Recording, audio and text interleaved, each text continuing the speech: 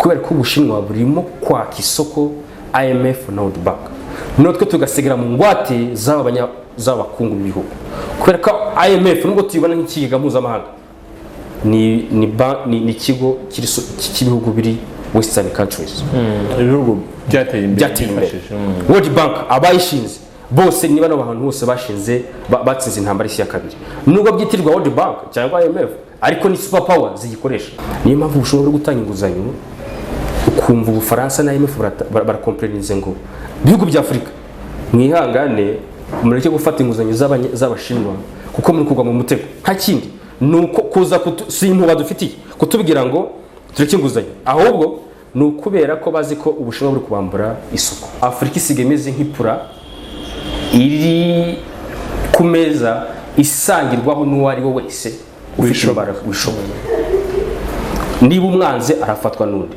Iyi pura rero yitwa Afurika, uwo ari we wese ifite ububasha ari kubonaho access, yafatewe inyungu ze akurikira igomba kugenda.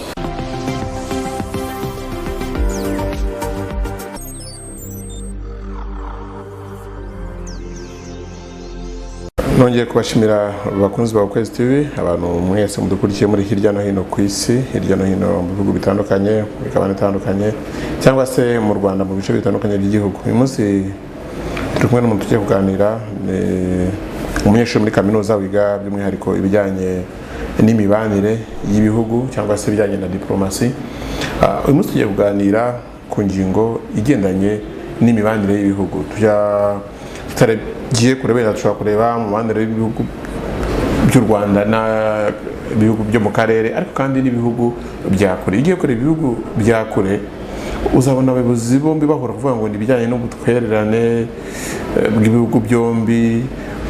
Ejo bundi kumva byakurikiwe no kuvuga ngo igihugu iki cyemereye iki n'iki inkunga, ubundi ubutaha cyemereye iki gihugu inguzanyo ingana gutya izajya mu by'uburezi, mu by'ubuzima, mu ngeri zitandukanye. Ejo bundi ubwo nashaka kuvuga ku rwego ruri mpuzamahanga, ejo bundi nabonye abaturage bo muri Kenya bari kwanga yuko leta ifata inguzanyo muri IMF, bavuga bati murakabije. Nagira ngo ibintu turusheho kubisobanukirwa. Ese umwenda igihugu cyaha ikindi si amahirwe igihugu kiba kibonye? Ese hari ingaruka? Yishyurwa gute iyo myenda? Tujya twumva ukumva ngo igihugu kirimo iki n'iki amamiliyoni angana gutya y'amadolari. Ese igihugu kitabashe kubyishyura ubundi ubwo bigenda gute? Kuko tuzi ko muri banki umuntu agiye gusaba inguzanyo atanga ingwate. Igihugu gihaye ikindi inguzanyo bigenda gute? Ndagira ngo uratwibwira hanyuma izo ngingo zose tugenda tuzinjiramo. Urakoze. Nitwa Ruzirabwoba Sheyari, ko yavuga nk'abandi umunyeshuri mu bijyanye na diplomasi cyangwa se imana y'ibihugu n'ibindi. Bivuze neza ngo muri Kenya ejo bundi ntekereza ko ugiye kugereranya abaturage b'Abanyarwanda n'Abanyakenya hari ukuntu barimo advanced kuruta twebwe. Bo babashije gucukumbura, baragenzura, barangije babona ikibazo hano igihugu cyabo kirihuza kugana. 2018 Kenya, 2015 Kenya ririmo miliyari 30 z'amadolari z'ideni. 2018 biratumbagira. Ubu ngubu 2021 Kenya irimo miliyari 80 z'amadolari. Impamvu Abanyakenya bagiye complaininga nuko ari kubona ko aho ubushobozi buze kuva mu kwishyura yanguzanyo nta handi buze kuva, kuko igihugu kiranawe kwishyura izo nguzanyo abaturage ne babyishyura. Bigakorwa na guverinoma cyangwa leta, ariko abaturage akaza kuba victim kugira ngo baze kwishyura bya bintu. So Kenya rero abaturage babo babaje kubireba kure, barabigenzura, barakomplaininga kirikare. Babuza IMF na leta yabo na World Bank kongera gusaba izindi nguzanyo, kubera ko inguzanyo baratekereza ko one ziri kujya mu mifuka y'abantu bamwe, icya kabiri harimo ruswa kugira ngo zanguzanyo zize gukoreshwa muri amafaranga. Ubwo rero abitekereza ngo ntabwo turamenya ngo mu Rwanda bihagaze gute. Tumenye ngo Minecofin irerekana umwenda igihugu cyacu gifite amahanga cyangwa se ibiga mpuzamahanga bishinzwe imari, ariko turamutse tubimenye twabasha kugenzura neza tukamenya ngo ese u Rwanda narwo ruri muri risk nk'iyo Kenya irimo, ku buryo rwasha gutakaza amafaranga none rukazanirwa kwishyura, cyangwa se abaturage bakaba bari complaininga ku bigo mpuzamahanga by'imari ku mafaranga agomba kwishyurwa. Bigatuma rero tutabasha kuvuga ku Rwanda, kubera ko u Rwanda ntabwo turabasha kubimenya, ariko narwo uko ibindi bihugu bifata inguzanyo urazifata.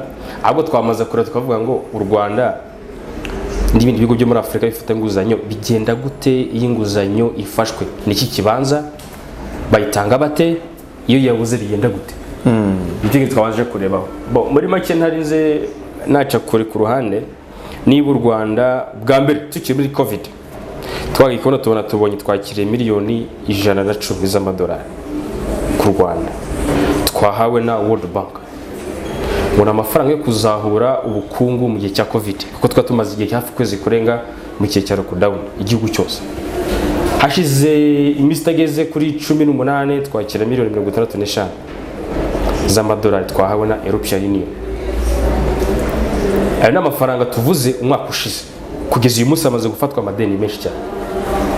Ideni rero kugira ngo igihugu gifate ubwabyo giye ushaka kugira ngo stabile, kubu ngubu motif Minecofin na leta y'u Rwanda batanga bavuga ko ari kugira ngo stabilize ubukungu bw'u Rwanda kuko bwamaze kwangizwa na covid. Ariko icyo ntabwo ari ikibazo kiri individuel cyangwa se ikibazo kireba igihugu kimwe, kireba isi yose muri rusange. Ibihugu byinshi nibyo biri super power byatangiye gufata inguzanyo ku bigaga mpuzamahanga. Ubwo rero bakwibaza ngo u Rwanda na Kenya n'urugero, tuvuge Kenya kuko niyo yabasha gukomplayininga. Kenya abaturage babo barimo baribaza ngo esi leta iri gufata inguzanyo nyinshi zikaba zigeze kuri miliyari 70 z'amadolari zigiye gukuba hafi gatatu ingengo y'imari buri mwaka yacu. Aho ni twaturuka muri risk kubera ko iyi nguzanyo igihugu kiraniwe kuyishyura, twe turayishyura. Ntabwo tuyibona tuyishyura gute? Mu buryo direct, mu buryo direct. Nagira ngo kugira ngo ubidusobanurire neza, dukunze kumva ibihugu, reka tuvuge muri rusange, ibihugu bya Afurika, ibihugu biri mu nzira y'amajyambere bifata inguzanyo muri IMF, muri World Bank, muri European Union, cyangwa se ku bihugu biri super power bifite amafaranga igihugu ubwacyo. Ntabwo turumva cyekane rero ko batabitangaza, sinumva bavuga ngo Kenya yishyuye Ubushinwa miliyoni 40 yari yifitiye. Ntabwo bijye mu itangazamakuru. Kuki biza mu itangazamakuru? Icyo nacyo turaza kukivuga. Kuki biza mu itangazamakuru bari gufata ideni? Kwishyura ntibijyemo. Yego. Ndakaduhere ko kuvuga ngo ideni tujyana no kwishyurwa bigenda gute. Ideni jyana no kwishyurwa bitugeraho ariko mu buryo indirect. Umuturage ntabwo bitabimugaragariraho, ariko kankwereka ibintu bigaragara. Niba ideni ribaye ryinshi, leta ikananirwa kuryishyura, hari gishobora kurifata yananirwa kuryishyura igafata irindi ku ruhande mu kindi gihugu kugira ngo yishyure ryari nijye rigeze igihe cyo kwishyurwa, kugira ngo nabya bihano bizikura no kwishyura banke. Hari ibihano fatira, ibihano by'ubukerere gutanga. Hari igihugu ushobora gufata ideni kugira ngo cyishyure ryari. Iyo byanze rero twe turabyishyura mu buryo bukurikira. Hari akantu kamwe kansekeje. Hari verbe yavutse nshyashya yitwa to Sri Lanka cyangwa se Sri Lanka mu Gifaransa. Ni igihe igihugu cy'Ubushinwa kigeze guha inguzanyo Sri Lanka. Yari inguzanyo yo kubaka, si nk'inguzanyo mu mafaranga ahubwo babakopye kubakira ikiraro. Noneho bananiwe kucyishyura, Sri Lanka maze inaniwe kucyishyura, Ubushinwa baragifatira. Ari bwo bugena ubona nk'iki icyambu igicaho ibicuruzwa, igicaho iki, ukajya ari wo ugena amahoro bagomba kwishyura kugira ngo bagiceho n'iki. So iyo verbe ivuga ngo Sri Lanka cyangwa se Sri Lanka ni ukuvuga ngo muri make ni ukuguriza, wananirwa nabwo nkubwira ko nkugirira neza ariko wananirwa kubera amikoro make hafatira. Iyo ni system y'Abashinwa bitandukanye na World Bank na IMF. Tubaze turebe ko umuturage yishyura, no turaza tugera ku Bushinwa ukuntu uko uri kubigenza. Umuturage kunishyura inguzanyo rero ni cyago cyo kubona ukabona rura iso itangazo ry'ibyemezo bishya by'ibiciro bya petrol cyari kiri kuri 900 kijye kuri 200. Uwo ntabwo uruze kubona igihe umuruze kugira, ariko ufasha abaturage b'Abanyarwanda bakoresha ibinyabiziga bari buze kwishyura ya mafaranga hagati ya 900 n'ibihumbi 200 kuri litiro imwe. Ayo mafaranga ugiye kura mu myaka 3 wamaze kwishyura amafaranga menshi cyane. Aho na hano hambere, aha kabiri ni cyo izajya kubona ukabona nka bank zacu hano mu Rwanda umusoro ku nyungu y'ideni, wafashe ideni muri bank, none inyungu utanga kuri rya deni ukiyongera. Iyo wiyongereye wa muntu afashe inyunguzanyo kuri bank ari yabyishyura na ya bank akayishyura, ariko na ya bank kuko zo bank zose ziri managed cyangwa ziri muri under control na BNL bank muri igihugu, ukatangira ukabyishyura. Cyangwa ukajya kubona ukabona leta izanye izamuye umusoro ku kintu runaka, uwo musoro yazamuye, cyangwa se ukabona bazanye umusoro ku kintu utatekereza ko bazana umusoro, ukabona baraje ngo ku butaka bwa rugo ukabona barabwishyuje, ukabona neza ko hari ahantu leta irimo gushakira amafaranga hataki ko bashakirwa amafaranga burya bamaze kugera muri financial crisis aho nutangira kubona ko umuturage atangiye kubyishyura neza wajya kugura imodoka ugasanga zarahenze buri gicuruzwa cyose kinjira mu gihugu ugasanga kirahenze ubwo umuturage atangiye kubyishyura mu buryo atazi ariko byarafashwe na leta kugira ngo yishyure rya deni igihugu cyamaze gufata icyo ni igihe IMF na World Bank nibyo bigo bibiri mvuze bikunda gutanga amafaranga noneho hajemo ikindi kigo cya gatatu cyitwa Ubushinwa ariko yo ni leta ntabwo ari ikigo yo ni leta ikumanitira yizana amafaranga mu banki ndaguha amafaranga numara gufata amafaranga n'urugero bavuye ngo tujye kubaka umuhanda Baseka Gitumo ngiye kuguha cyangwa se Kigali Rubavu uwo muhanda urubakwa na miliyari 200 ubwo ni miliyari 200 z'amadolari ariko noneho uyu muhanda cyangwa se igikorwa remezo tugiye kubaka tugiye kukubakira usigarane igikorwa remezo noneho iyi nguzanyo uzayishyura mu myaka 40 ubwo uzayishyura mu myaka 40 hari amafaranga wishyura buri mwaka y'inyungu none iyi nguzanyo igiye kwishyura mu myaka 40 ubwo urumva natwe turiho batukira abajene nabo tuzabyara bazakomeza kwishyura rya deni byafashwe na leta iri ukuyobora uyu munsi none kuntu nkwereka kuntu iri deni turifata rimwe na rimwe ideni rikemura kimwe kurigangiriza byinshi Ubushinwa bukavuga ngo tugiye kubaka umuhanda Kigali Rubavu uwo muhanda the most engineers bari very intellectual bubakuriye muhanda bari intellectual n'abashinwa yari magambo iyi nguzanyo igiye kuzana igiye kubaka uyu muhanda uranabaha isoko niyo condition sibyo numara kuba isoko bawubake bagwaye inguzanyo bagwaye no kubaha akazi none na wa muhanda none ugakwishyura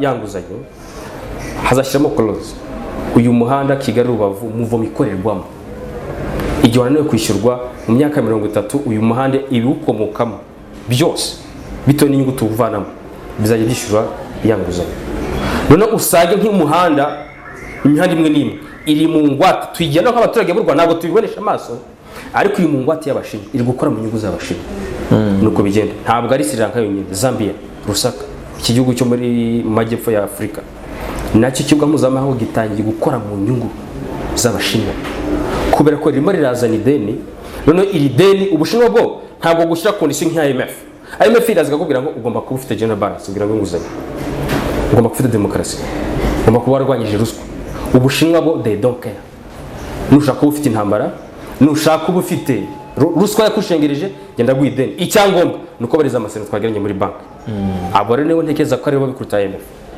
nubwo batagushyira conditionnement ariko nubundi usanga wa mutungo baguhaye yanguzanye baguhaye iragaruka ikabishyura kabiri urugero turutse kuri wa muhanda wa Kigali Rubavu uyu muhanda bakuru baruze kubaka abayede bakabanya igihugu ndavuga twebwe abanyarwanda bisobanuye ngo ya mafaranga n'ubundi arasubira mu Bushinwa kuko yanyere mu engineer baki ba none nawe niba mara gusubira mu Bushinwa uzishyura kabiri kuko uzabishyura ubaha icumi ubacumbikire ubahe buri kimwe cyose umukozi w'umunyamahanga ahabwa no kubutaka bw'u Rwanda kandi unagerekewe wishyura na yanguzanyo unagerekewe n'inyungu yayo uno Umushinwa World Bank ari iyo ikwiza yigushyira conditionnement wowe ugomba kufite ibi n'ibi demokarasi bakubwira bati gender balance wabyumvishe udukundishyoma twatundi president wacu arakunda kuvuga ngo ku cyumpa inguzanyo ukantega icyo nyikoresha aho rero n'Umushinwa atandukanye na IMF gusa hari ikibazo kiri hagati ya IMF na World Bank n'Abashinwa kubera ko Ubushinwa burimo kwaka isoko IMF na World Bank notwe tugasigara mu ngwate z'abakungu b'ibihugu kubera ko IMF nubwo tuyibona nk'ikiga mpuzamahanga ni ikigo cy'ibihugu biri Western countries ibihugu byateye imbere World Bank abayishinze bose niba n'abantu bose bashinze batsinze intambara y'isi ya kabiri nubwo byitirwa World Bank cyangwa IMF ariko ni super power zigikoresha usanga hakoze 70 IMF yatangira mu Faransa usanga abakoze 70 ba IMF ari abafaransa 30 bandi ari abanyamerika n'abongereza n'ubundi ugasanga harimo influence ya bya bihugu bi super power nubwo IMF iza mwiza rya IMF ariko n'Ubufaransa bari kugutera ubwoba bati rekera niyo mpamvu ushobora gutanga inguzanyo ukumva Ubufaransa na IMF barakomprenize ngo bihugu bya Afrika mwihangane mureke gufata inguzanyo z'Abashinwa kuko muri kugwa mu mutego nta kindi nuko kuza si impuba dufitiye kutubwira ngo tureke inguzanyo, ahubwo ni ukubera ko bazi ko Ubushinwa buri kubambura isoko. Nuko nkuko bigenda rero, inguzanyo yananiwe igihugu kishyura, iyo kinaniwe kwishyura muri abaturage rero urabizi ko muri banki rero kwishyura inzu bagushyira kuri site bita ngo niba bihema, gushyira kuri site y'ibihugu bya bihema. Hari urukiko mpuzamahanga International Monetary Court, niho bajya kurega bakagira ukuntu baganira mu rukiko, ariko ntabwo biragira kuri urwo rwego. Ariko unaniwe kwishyura, wowe wananiwe kwishyura n'ujya muri risk kuruta wundi waguhaye inguzanyo, kubera ko iyo ugiye ku rwego mpuzamahanga wananiwe kwishyura inguzanyo, nta nta cyo gufata inguzanyo, kandi nta gihugu bidafite inguzanyo. Ibihugu bidafite inguzanyo ni biki? Ni bya bihugu bifite umutungo kamere byabo, kandi ibyo bihugu ni biki bishobora kuba byicaye bidafite inguzanyo. So kunanirwa kwishyura inguzanyo niyo utabakubabwira ati turayiguhari, ariko bari kwisibira amayira. Ubwo ndi kwanga gukoresha diplomatic language amaterme ari diplomatique kabivuga mu rurimi rwa Kinyarwanda, ariko iyo wananiwe kwishyura rwose ubona nkuko wananiwe kwishyura inguzanyo muri banki runaka no mu Rwanda, indi banki itagwa inguzanyo. Wananiwe kwishyura inguzanyo ku mucuruzi runaka mukorana, nta wundi waguha inguzanyo. So ubusigaye mu gacu ka wenyine. Uravuga uti ibihugu byose cyangwa se hafi byose bifata inguzanyo, ariko kandi ukatwumvisha ububi bw'inguzanyo. Ese inguzanyo ubwayo ni mbi cyangwa se hakwiye kwitonderwa wenda uburyo ifatwamo n'uyiguhaye n'abiri mu masezerano? Iyo inteko ishinga amategeko nk'hano mu Rwanda irangaye ntize, kuko inteko ishinga amategeko bavuze ko mu nshingano ifite ni ukugenzura ibikorwa bya guverinoma. Iyo itagenzuye ngo imenye ngo iyo uwo mwenda ugiye gufatwa wafashwe gute, uje gukora iki, wakoreshejwe iki, ngo bigenzure ibaze guverinoma icyo uwo mwenda ugiye gukora. Iyo irangaye niwe ujya kwisanga ugasanga igihugu cyagiye mu madeni, cyatangiye kunanirwa kwishyura n'abakozi bagikorera. Bigenda gute rero? Ndashaka kwereka ko ideni nigiza ko niri iteka ryose umuntu no mu buzima busanzwe, umuntu waguhaye ideni agira uruhare mu myanzuro igufatira. Hari igihe kera mu myaka nka guhera 2010 kumanura, igihugu bakoragaho perezida bakoresheje umutwe w'iterabwoba bahanganye, nk'ubwo bagaza mu Rwanda bagatera inkunga Amerika cyangwa se n'ikindi gihugu gishaka kuvanaho, cyangwa Ubufaransa bagatera inkunga nka Efreni kazi gakoraho leta y'u Rwanda, guverinoma y'u Rwanda. Ubu ntabwo ariko bikigenda, bari kunyura mu bukungu, icyo bita ngo ni sanctions, kugufatira imyanzuro. Iyo myanzuro baze kugufatira iyo ubwayo, iyo abaturage batagushyizeho igitutu, wowe shyizeho igitutu ukavaho. Ni system ni hagute.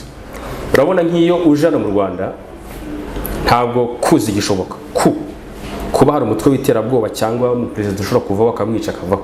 Ibyo bintu bisa n'ibyarangiranye 2010, naho bigerageje muri uyu munsi birapfuba. Abakudeta amaze gufuma amaze kuba menshi. Ibyo rero bintu byarangiranye na Gaddafi 2011 kumanura bisobanura indi yakozwe ariko ikorwa mu buryo buri indirect ni ya Mugabe, ariko ntabwo yitiriwe baba byita ko ari kugira ngo bamufashe kuruhuka. Bashobora kuza rero, ndakoresha kwereka ibiguri papa uburyo bishobora kuba bya terivena muri wowe utabashije kubibona. Bashobora kuza akavuga ngo hagira Mugabo, tuvuge nk'igihugu cya Kenya, bakavuga bati Kenya opposition party yawe ni Raila Odinga, irashyaka rya Raila Odinga. President uriho ni Uhuru Kenyatta, wenda ratubangamiye, ntiyemera inguzanyo. Ubwo nashaka kwereka ibiguri papa kuba temera inguzanyo, ntabwo ari kwemera amashikirano n'amasezerano turi gushyira naho hagati yacu nawe, reka tumukureho. Bashobora kuza mu baturage bakabishyira mu mafaranga na propaganda irekejwe n'amafaranga. None wowe muri abaturage baje kuzura umuntu ukennye ngo iki niki birumvikana cyane, ashobora kujya mu muhanda, yamara kujya mu muhanda akaza kompuringa wowe, baguteje abawe, bamara kuguteza abawe, wowe ugasigara uhanganye n'abaturage bawe, wakora ikosa ukarasa umwe muri bo cyangwa se hagagira ukomerekeramo. Aha UN gati haguruka n'amenyo yayo ati murebe kwa kanaka barimo aricyo bita ngo ni violation of humanity, barimo kwangiriza uburenganzira bwa muntu, bagatobereza peacekeepers ni ingabo za UN zikaza hano zije guhagararira inyungu z'ura muturage uri kwangiriza. Ariko misiyo ya kabiri ni ukubafasha kugira ngo bakuvane ku biyo butegetsi ukavaho gutya. Ibyo biheruka kera, ariko ubu baguteza abaturage bakaza bagakomporinga kuri presidential house, ku nzu y'ubutegetsi ya perezida w'igihugu, wowe ukavaho, cyangwa se bakaguteza igihugu umuturage mu karere bikagushyira mu kato. Wamara gusigira mu kato ugasa naho wemeye. Muri rusange ku ntigi zishoboka cyangwa se ikindi kiri kwiza kuzamuka naho igisirikare kiri kuza gufata igihugu mu nyungu z'abaturage. Kiriya gisirikare kiba kiri influenced na super power countries, nubwo asigara wowe wamaze kuva ku butegetsi ariko banyuriye muri izo tactics naje gutanga mu ubwo buryo. Ngatse ikibazo cyawe ariko inguzanyo ni mbi cyangwa ni nziza, ni uko waguhaye ideni iteka ryose agira uruhare mu nzu gufatirwa. Waguhaye ideni, Amerika ishobora kuguha miliyari 20 izinyurije, wumve kuntu Amerika yo n'ibindi bihugu yo kwereka ishobora kuzicisha muri USAID. USAID ikaza ivuga ko babyita ngo ni umuryango w'abanyamerika bafasha, ariko ntabwo bafasha. Ni igikoresho cyitwa ko ari gifasha ariko mu nyungu z'abanyamerika. Ikazira muri USAID, ejo ikazohereza muri ambasade bakadusinyira miliyoni 30 z'amadolari. Biragoye ko uyu munyamerika uguha miliyoni 80 za buri mwaka, mvuze nkeya uretse ko atazo batanga, ko yagusaba ikintu gucyanye. Kubera ko uguha ideni, Sankara niwe bivuze ngo Thomas Sankara ngo ukugaburira agutegeka ibyo ukora. Amerika niba uguhereza rate y'amafaranga wenda mu mafaranga y'inkunguta wakira buri mwaka y'ibihugu mpuzamahanga 45% akaba y'abanyamerika, biragoye ko Amerika izabasha kwempoza system ngo yange. Niba Amerika ishaka kwempozinga system y'ubutinganyi, ntabwo uzayanga. Niba ishaka kwempozinga system yo kuzamura umugore, ntabwo uzayanga. Niba ishaka kwempozinga system ya demokarasi, ntabwo uzayanga. Araguha amafaranga ariko agushyira conditionnement, uzayishyura wumve ko bazunguka kabiri ya mafaranga uzayishyura, ariko na ya system ya iza implemented ku butaka bwawe. Naho ngaho inyungu ari mbi. Wowe urasigarana igikorwa remezo, baraza kutwubakira convention center ibyo ku butaka bw'u Rwanda ko ntibayitera ngo bayijyane iwabo, ariko isigara ikora mu nyungu z'abayubatse. Naho bigenda rero, ndashaka kureka inyungu ibihugu kuri super power bikora mu gutanga inguzanyo, iguha amafaranga y'amafaranga agasubira iwabo, kuko wumve ko ntari bintu no baraza kubwira ngo tuje kubakira hoteli y'inyenyeri 5, tushaka kubaka hoteli kuri uwo mpuzamahanga yakira abakirarugendo bari ku rwego rwo hejuru. Iyo hoteli izuzuriye miliyoni 300, sibyo nka convention center. Noneho supervisor w'iyo nkunga uza gusupervisinga ko uwo mushinga kuko icyo wasabiye ari ukubaka ya hoteli, bakorera supervisor World Bank. Supervisor uzamuha kodesha, uzamuhemba, uzamuha umutekano, uzamuha buri kimwe cyose umushyitsi ahabwa ku butaka bwawe, kandi ahembwe mu madolari. Usange yanzu yajya kuzura 1/3 cy'aya mafaranga wa muntu aragitwaye. Noneho usigana igikorwa remezo nk'umunyagihugu, ariko wishyura rya deni, wishyure wa muntu nanazana na political, donc cyo nakwita ngo ni nka politike nshya ashaka kwepoza kuri wowe uyemere. Babunguka kangahe? Kabiri. Igihugu cyabajije kubigira n'icyo ufata umwenda, icyo gihugu kiratekanye. Twe rero u Rwanda simbona ushobora gusurvive udafite iki umwenda. Ushobora gusurvive udafite iki umwenda. Uko saba dukurikiye babyumve neza ibintu ari kugenda atanga ingero, umuhanda Kigali Rubavu murabizi urubatse. Ni ingero kugira ngo murusheho kubyumva, ntabwo turi kuvuga ko ibyo ngibyo ariko byagezwe. N'uryo twifashisha kugira ngo umuntu arusheho kubyumva. Hanyuma turebe tuvuge ngo yo ugiye kureba Ubushinwa muri Afurika, ibihugu byo muri West, no kuvuga Uburayi na Amerika, bivuga yuko nyine bitishimira uburyo Abashinwa baza cyane muri Afurika, ariko kandi bakavuga bati Abashinwa nibo babikuruta Abanyaburayi n'Abanyamerika. Ku bwawe iyo comparison uyifata gute? Abashinwa nibo bari danger kuruta abangaba. Reka nkore ko Umushinwa ari danger. Umushinwa gwa amafaranga atita nta mpuhwe agufitiye. Wowe yagwa amafaranga, we anakwisabira ntabwo amafaranga. Noneho we Umushinwa ko nawe ari danger, namara kugwaya amafaranga uri buze kuyishyura mu buryo utabuze kubona ko Umushinwa uguze guteza imbere. Abashinwa bamaze kubona ko ibihugu, urabona ko Ubushinwa ntabwo ari igihugu kiri demokratike. Kuba ari igihugu kitari demokratike, ibindi bihugu kuri super power bigenzi byacyo byo biri demokratike, cyo gikoresha communism, bagira n'icyo bita ngo Chinese Communist Party, ishaka ryayo yobe gutegetsi. Noneho bo bashaka ku influencing isi banyure mu mafaranga, mu gihe abandi ba influencing isi bakunyuriye mu bukoroni no kwisikara cyane. Umushinwa rero nabakoresha ibyo ngibyo, kuko uburi Umushinwa nawe yitwa developing countries, ni umuntu utaratera imbere ku rwego ibindi bihugu byatera imbere. Bisobanuye ngo uyu mushinwa we aguha amafaranga atitaye ko ushobora kwibura inguzanyo kwishyura amafaranga. Yamara kwishyura, urugero rutoya, hari abanyarwanda hano muri Afurika, abanyarwanda bava hano mu Rwanda bari kubanza gusabwa kwigisha kugira ngo bigenge kugira bajya gucuruza mu Bushinwa. Mbere y'uko ujya kwiga mu Bushinwa urabanza kwigisha, mbere y'uko ukora business bigufashe nkaho urabanza kwigisha. Kubera iyo mpamvu batangiye kuzana imbaraga z'amafaranga ku gihugu cyawe, ariko batangiye kuzana politike yabo yo kuzana influence kuri wowe bakurikije umuco wabo n'ururimi rwabo. Hano mu Rwanda dufite ishuri ryigisha tai chi na za taekwondo. Ni umuco w'ibihugu byo hakurya kugira ngo bize kwepozara ku mugabane wacu. Muri rusange iyo umuntu aguhereje ideni, akenshi umuco n'imigenzo akoresha iwe nawe urabyadopti wawe. Aho umunyamerika aratandukanye n'umushinwa warakubwira ngo inguzanyo ndayiguha ukoresheje kuri condition ke ibi nibyo nakubwiye ngo ntabwo uzigera ushirete kurira n'abatingana. Nigero ngo haye mu Rwanda ntabwo uzigera wimira igitsina gore mu nzego zose z'igihugu. Iyo ni condition kugira ngo ashire aya mafaranga. Umushinwa ari hano hamba rero we arayaguha amafaranga, nambara no kuyaguha agerekeho kutita ku muntu ushobora kubona amafaranga, noneho atangira ku influencinga aguha amadeni. Usanga igihugu gifite ideni ry'Ubushinwa riruta umugengo w'imari y'igihugu. Aho rero nazatangira kubwira ati noneho okay, niba nawe kwishyura inguzanyo muri close duhe ikibuga mpuzamahanga cya Bugesera nk'igihe cyaba cyuzuye, tugikoresha imyaka 40 mu nyungu zacu twishyura. Noneho usanga igikorwa remezo cyarubatswe ku butaka ariko nta nyungu gifitiye ba nyiracyo. Ba nyiracyo ni abakilina, babyumvise neza, ba nyiracyo bacunga umutekano byonyine, ariko kuri abandi batwara amafaranga menshi ava muri cya gikorwa remezo niyo abandi bacyubatse. Nusanga turi kubaka igikorwa remezo byinshi hano mu Rwanda ariko bikora mu nyungu z'Abashinwa. Nyandi magambo, Ubushinwa bufite ubutaka hano mu Rwanda kuko ari ubutaka bukora mu nyungu zabo. N'urugero turi gutanga ntabwo biraba, ariko ni cyagize usanga Ubushinwa bufite ibikorwa remezo byinshi mu Rwanda nubwo byitirirwa u Rwanda mu kirimi cy'Ikinyarwanda, ariko inyungu zigisohokamo zikorera Abashinwa. Niba muvuga ngo bari danger kuruta abantu muri West countries.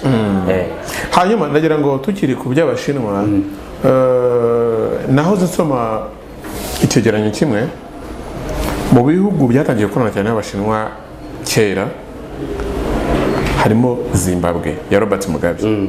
Robert Mugabe yegeranye ikibazo n'abantu muri West, abantu muri Amerika no mu Burayi, ndetse yirukana abazungu benshi muri Zimbabwe. Hanyuma buri gihe ukareba abasirikare bakomeye ba Zimbabwe, inzego nyinshi zikomeye za Zimbabwe, usanga umubano wabo usanga barize mu Bushinwa, barize mu gisirikare cy'Ubushinwa, usanga intwaro mbese byose baragiye bafashwa no Bushinwa. Bakavuga yuko ariyo mpamvu igihugu cya Zimbabwe na n'ubu ngubu ubona ubukungu bwacyo kuzamuka byanze. Buriya hari icyo twita ngo ni unilateral cooperation. Donc niba ufashe urabona nk'u Rwanda rukoze deal n'Ubushinwa yitwa bilateral cooperation muri terme diplomatique. Ni deal diplomatique hagati y'Ubushinwa n'u Rwanda. So deal yabaye hagati ya Zimbabwe n'Ubushinwa. Urugero tugatse ku Rwanda, nka mission dufite ku Bushinwa ni ebyiri. Bashobora kubaza ikibazo ngo ni iyihe mission u Rwanda rufite ku Bushinwa? Ni mission y'ubukungu, ni mission y'umutekano. Rero ugasanga Ubushinwa budufite hombe mu bijyanye n'ubukungu, buduha amafaranga, mu bijyanye n'ibikorwa remezo buduha amafaranga, no kuri mission ya militaire bukaduha inkunga.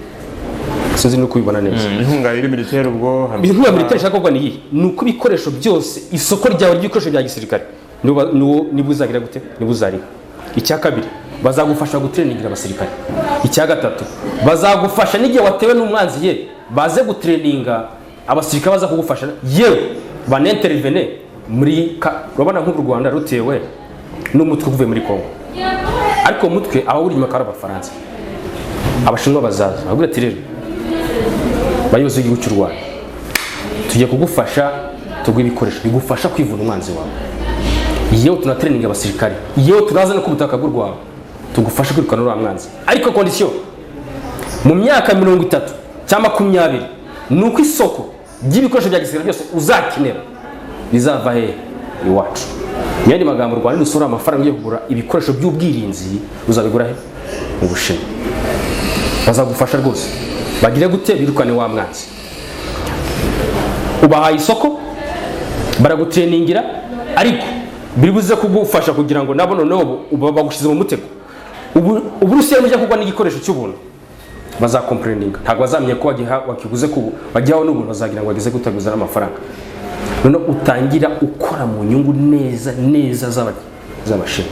So muri Zimbabwe rero cyabayemo niki nuko ibigo byo muri Ngirazuba bw'isi muri gamwereketeho iyaba Zimbabwe cyo muri Robert Mugabe yaje kugifata akagifata nko muri iyi myaka turimo, ntabwo byarira kurura rwe, kubera ko igihe Robert Gabriel Mugabe yakoze biriya Ubushinwa bwitwa ko buri guhangana n'ibya bihugu bwabaga butarazura umutwe.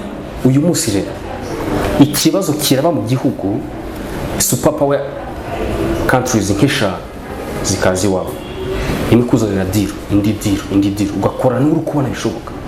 So meni magambo hari abayobozi bapfuye mu myaka nka 20 ishize batavuye ko barapfuye Ubushinwa bumeze nk'uko bumeze uyu munsi. Robert Mugabe yaza kuba nka kuriya kuko bamuhaye icyo bita ngo ni economic sanctions kuri Robert Mugabe, ifaranga agereka agaciro kubera ko yafataga inguzanyo none kuko amabanki imbere mu gihugu adafite ubushobozi bwo guhaza abaturage no gutanga zaguzanyo ngo ubukungu buzamuke, bisigara bikora mu nyungu zaho Gabriel Mugabe byasabye ko ba printing amafaranga no ifaranga ry'igihugu no kuri huza ifaranga mpuzamahanga byaraniranye, no bisigara banki y'igihugu ikoresha amafaranga menshi imbere mu gihugu, none wayajyana kuri mpuzamahanga ugasanga ayaba ari hasi cyane. Yibiza kuba rero nkuko Robert Mugabe ameze uyu munsi. Uravuga mbese iyo situation yabaye yiza ku Bushinwa bumeze nk'uyu munsi ntabwo byari gushoboka. Niko ngiye bitekereza. Mani magambo ushaka ko Ubushinwa bw'ubu ngubu se buri better? Ubushinwa bw'ubu buri gutuma igihugu kitarebwa ijisho n'isi yose. Niba Amerika kurebye nabi kavuga ati we wangirije uburenganzira bwa muntu, tugufatira ibihano. N'ibihugu by'Uburayi tugufatira ibihano. Ibyo bihugu by'Uburayi bigufata ibihano kuri wowe na Amerika, umve none Ubushinwa bya bihano bagufatiye ukaza kabitanga, none ugasigara ntacyo ugize gute ukibaye. Ariko Ubushinwa bwo icyo bari gukora ni iki? Niba urugero ni ari crise muri Afrika, crise ni nko muri Chad, crise yabaye president wabo yapfuye, Ubufaransa ni Chad ni koloni y'Abafaransa. None Chad no kubaye koloni y'Abafaransa, Ubushinwa buri hara hafi.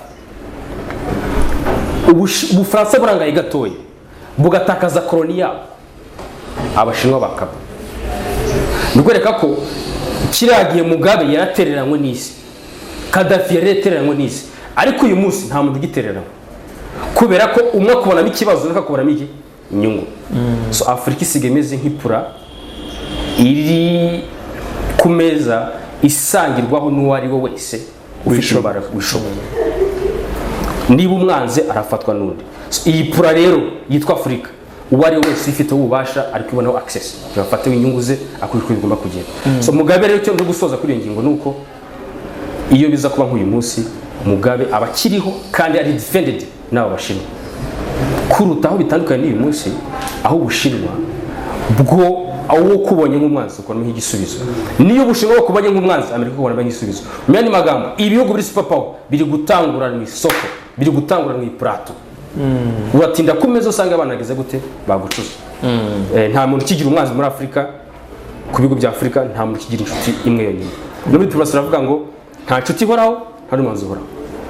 Ni kuri ngingo rero bavuga.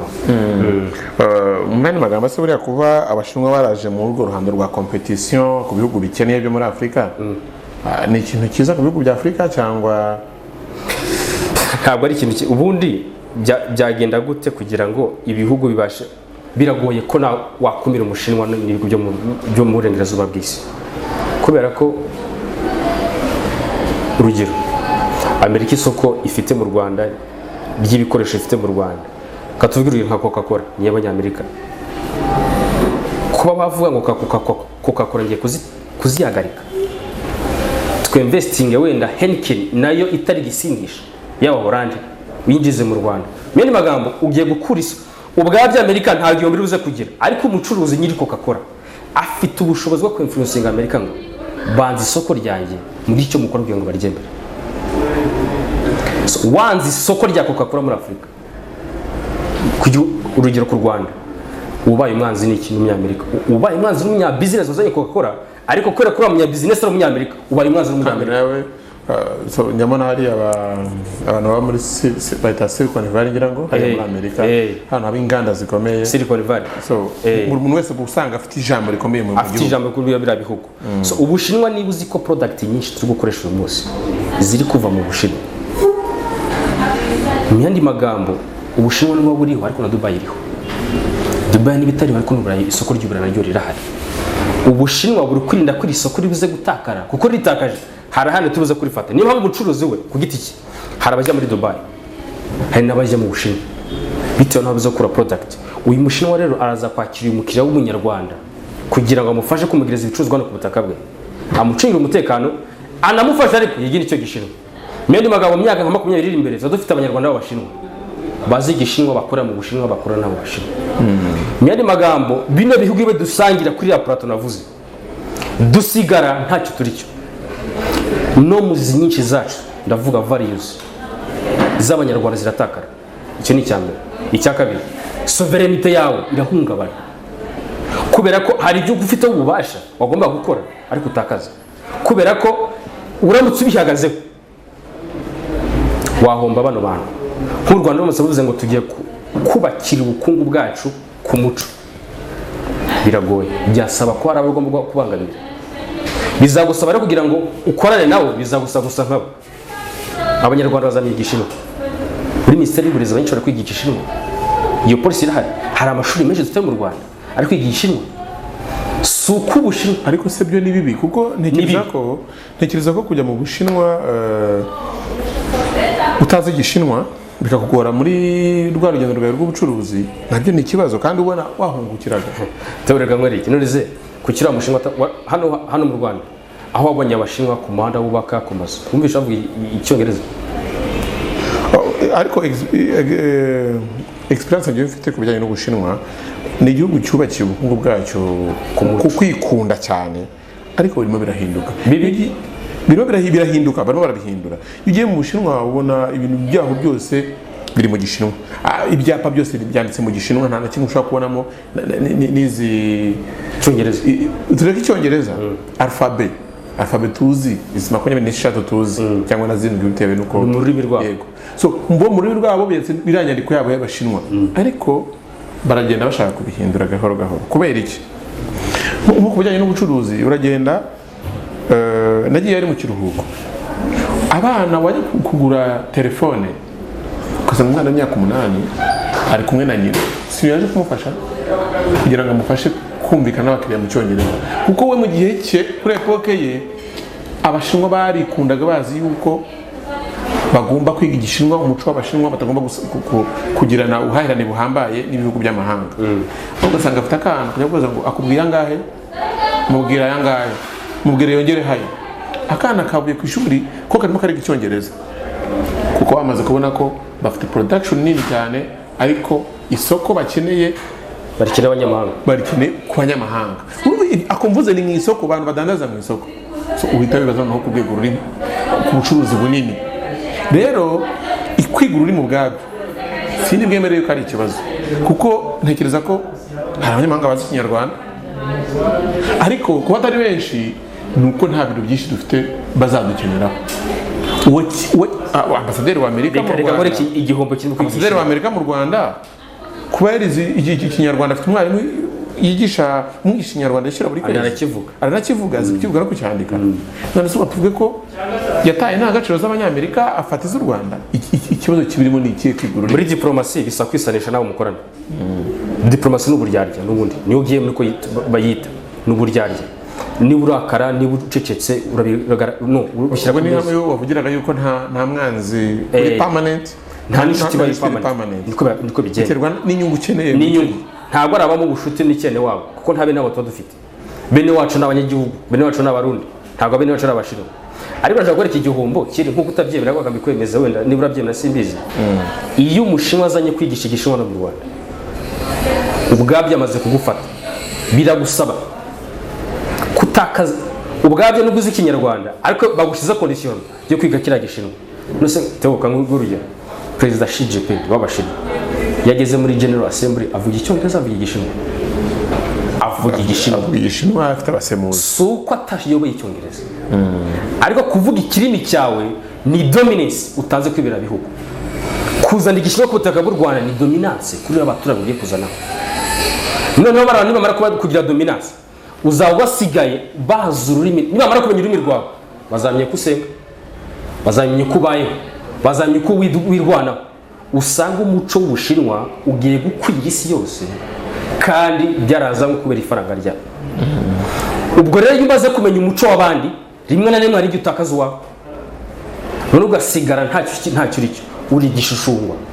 Nturi umunyarwanda, nturi n'umushinwa, ukaba umushinwa w'umwirabura kubera ko ururimi rwabo bararuvuga, imigenzo n'imico nuko bizera nuko bakora murakorana. Mene magambo rero kuvuga ururimi mpuzamahanga. None se Theo, icyongereza tuvuga harwo ururimi rwacu gakondo, harwo ururimi rwacu gakondo, ariko usanga no kubera ko ntari rubi nuko rwamaze gufatwa nk'ururimi nk'igipimo gipimirwamo injiji n'utari injiji. Yes, abantu benshi bafashe nkaho kuvuga icyongereza neza ari bwo bwenge. Kuvuga icyongereza neza byabaye kuba ubwenge. Kuba umusirimu ni ukwambara no kwitwara nk'uvuga icyongereza. Uvuga icyongereza ze ni umunyamerika n'umwongereza, ni western countries. Ndaje kwereka ko rero igihe cyose abanyarwanda muri 2013 kimwe cya kabiri cy'abanyarwanda bavuye igishinwa tuzatangira kwitwara nk'abashinwa. Akenshi iyo bitwaye mu kintu kimaramo igihe kirekire usa nacyo, uhinduka nkacyo. Nituvugishinwa turi benshi tugakora nk'abashinwa, tuyitwara nkabo, tukubaka nkabo, amaherezo abanyarwanda zaba ari abanyarwanda ku mazina ariko mu myumvire n'imitekerereze ari abashinwa. So ndaje kwereka ko igihombo kiri kuba bagwa amafaranga ariko bakakwempoza politike yabo. Nawe utakaza politiko yawe, politiko value yawe urayitakaza, ugakoresha politiko yawe kubera ko bafite ifaranga. Byakabaye byiza umuntu nta deni afasha, byakabaye mwiza igihugu cyihagije, ariko biragoye. Buriya ntabwo abanyamerika bazavugisha. Kuvuga igishinwa muri Amerika biragoye, kuvuga icyongereza mu Bushinwa biragoye, ndetse muri business. Ariko abashinwa nabo n'ujye ubona bashobora kuba bazi n'icyongereza ariko ntabwo bakivuga. Filozofi yabo nuko bagomba guteza imbere ikiwabo, iyo filozofi yabo yabihari.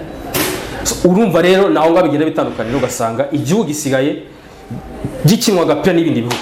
Hanyuma dusoza kwingingo nagira ngo utubwire ese ni ihe shusho umuntu kuri iki kiganiro akwiye gusigarana ku bijyanye n'umwenda cyangwa se n'ideni ibihugu bifata ku bihugu byishoye cyangwa se imiryango mpuzamahanga n'ibigo bikomeye ku isi. Ishusho umuturage w'umunyagihugu cyane cyane nkagenda umunyarwanda, mbona ngiye kubwira abanyarwanda ko nibwo ndi gukoresha. Nibajya bumva ngo Minokofine yasinye amasezerano na n'Ubushinwa n'ibihugu mpuzamahanga, ibigo mpuzamahanga kibakajya babibona nk'ibintu byiza ku gihugu cy'u Rwanda. Ni byiza ku ruhande rumwe, 40% ni byiza, ariko 40% bitanga igihombo kubera ko 60% by'inguzanyo dushobora kuba twakwakira ntabwo bibi byacu, biba mu nyungu z'abariya abantu. Niyo mpamvu ishusho umuntu yakwiye kubakura muri kino kanya no kumenya akavuga ngo umwenda tuveke no mu bihugu binini tujye muri societe iteka bifata umwenda kenshi witwa umunyangeso, urasuzugurwa, uragayika. Uwo ari wo wese ufite amafaranga arakuyobora kubera ko uri kajyamyenda, umaze kuba nk'umuntu ukunda imyenda. Bisobanuye ngo hakenewe kugira ngo uyu mwenda cyane cyane nka za Minokofine zigenzure neza, zimenye neza koko iyi nguzanyo tugiye gufata irakenewe, irafatwa gute, izishyurwa gute, izatanga ikihe gisubizo kuri bano bantu tugiye gufatiraho umwenda. Igihe cyose inguzanyo izafatwa ariko ikabura bana, kuko mu Rwanda amahirwe dufite ntabwo ruswa ihari, ariko inguzanyo nyinshi ziva mu bihugu mpuzamahanga zikunda kujya mu mifuka y'abantu bamwe na bamwe, aribyo Kenya iri gukomplaininga.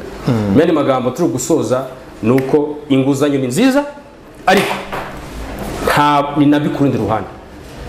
Tudaciye ku ruhande inguzanyo nimbi, kuko ufata inguzanyo aguteka icyo ukora, uguha inguzanyo agira uruhare mu myanzuro igufatirwa, uguha inguzanyo birangira usa nawe, birangira kuyobora kubera ko hari icyo umufitiye. Niyo mpamvu Thomas Sankara yavuze ngo ukugaburira agutega ikibyo ukora. Ahubwo rero twakwiriye twavuga ngo abaduha inguzanyo ni kibabona natwe tukabona ikindi, ariko hatabayemo, kuko muri diplomasi tubyita ngo ni win-win interest, ni inyungu 50 kuri 50, win-win. Ariko usanga abaduha inguzanyo bo habamo icyo bita win-lose. twebwe bo barawininga twe tukaruzinga, batsinda kabiri, iyo bagwaye inguzanyo ukayishyura bakazana politiko yabo, filozofi yabo kuri wowe, twebwe tukishyura ideni ariko twamara no kuryishyura igikorwa remezo kigasiga gikora mu nyungu zabo. Bitavuze neza ko mu Rwanda inguzanyo duhabwa ziri perfect, rimwe rimwe usanga icyo zasabye ziri kugikora, ariko hagomba kugenzurwa igihe zabaye nyinshi zikarenga ubushobozi bw'igihugu, bigenda gute, nitwe bigiraho ingaruka twe tuzishyura. Muri rusange rero nuko navuga ngo inguzanyo ni nziza, ariko kuri ndora ntabwo ari nziza cyane %100. Ndagushimiye rero ku mwanya wafashe ndetse n'ibitekerezo bitandukanye wadusangije. Navuga ngo tuzajya tuganira mu bihe bitandukanye ku ngingo zitandukanye n'ubundi zireba cyane cyane ububanyi n'amahanga, imibanire n'ibihugu n'ibindi bijyanye n'ibyo ukunda kubamo. Navuga ngo ndetse n'ubuzima bw'igihugu ndani. Navuga ngo nawe utaha kandi shimire n'abafashe umwanya bakurikira ikiganiro, baduhe ibitekerezo, baduhe banagucalenjinga. Ndabikunda cyane ko ibyo wavuze byo batumvaho kimwe nawe, dusangira ibitekerezo kugira ngo turusheho kumva ibintu kimwe. Ndagushimiye.